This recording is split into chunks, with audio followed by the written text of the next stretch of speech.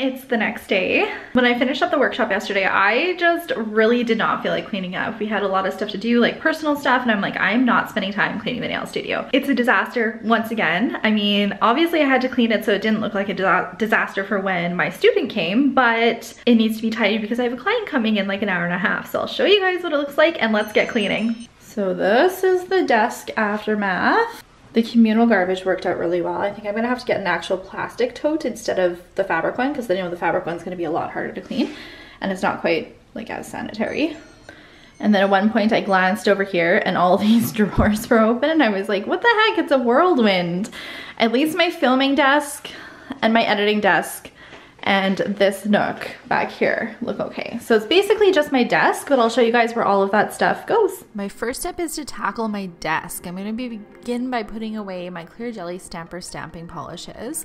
I have them stored in this Impressions Vanity blush organizer. You guys know from my past video that I'm not loving this storage idea, but it's working for the time being until I implement a new system. All my clear jelly stamper products are stored in my nail desk. I like this because I use my clear jelly stamper products on the majority of my clients, so it's easy access for me to reach all the products. My larger clear jelly stamping polishes are stored on the CJS polish rack. I have all my clear jelly stamper plates stored in this drawer, and all of that stuff in the back is just stuff that needs to be put away. I'm finding that storing my stamping plates this way is working really well in that drawer though. The girl that came in for the nail art workshop wanted me to demo marbling with these neon on Vogue gels, so I'm just putting those all back in alphabetical order. We did use quite a bit of Light Elegance gels, so I'm just taking the time to put those back again in alphabetical order. We used quite a few different brushes for the different nail art designs that we're doing, so I just decided to grab them all and put them on top of this tray. Anything that's going in the painting drawers is now going back into my storage system. I showed her how to work with some Sharpies, which I store in my paint supply drawer. I also made sure to share with her a little bit about the color wheel, and that also gets stored in the paint supply drawer. All of these brushes here are organized into different categories. We did spend some time working with alcohol inks, and I'm just putting those back in my nail art drawer. This pigment from LE, it's called Ice. I am in love with this for chrome. When you use this product like you would a chrome, it gives it a really pretty pearl finish. It worked really well having this cart that I use at my filming desk sitting right next to the girl who was taking the workshop with me. Also, like I mentioned, the communal garbage worked really well too. We could just throw everything in. It was easy cleanup for me at the end of the workshop. This cart just gets stored near my filming desk. This is the top drawer in my nail desk. This is where all the brushes that I use on a regular basis get stored, and this storage unit is an Impressions Vanity palette organizer.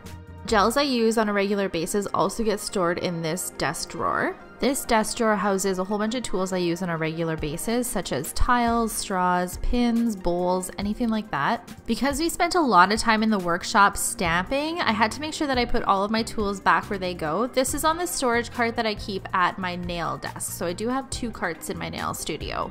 I'm also going to tidy up the top so it's all ready to go for when my client arrives. You guys know how much I love these storage carts. I want to make sure that my desk is all nice and clean for when my client comes in, so I'm just going to spray it down and give it a good wipe.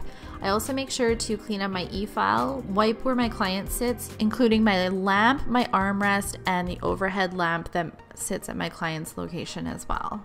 I have this little tray sitting on my desk, and on here I have my hand sanitizer, a Wi-Fi password sign for my client, some decor pieces, as well as coasters for my client and me. Lastly, I'm going to get myself a fresh towel for working on my client, as well as clean implements. I'm also going to grab a brand new file and a brand new buffing block and set it on my desk so it's all ready to go. I'm just going to wheel over my cart, make sure the chairs are all tucked in nice so it looks presentable, and we're all ready to go for my client.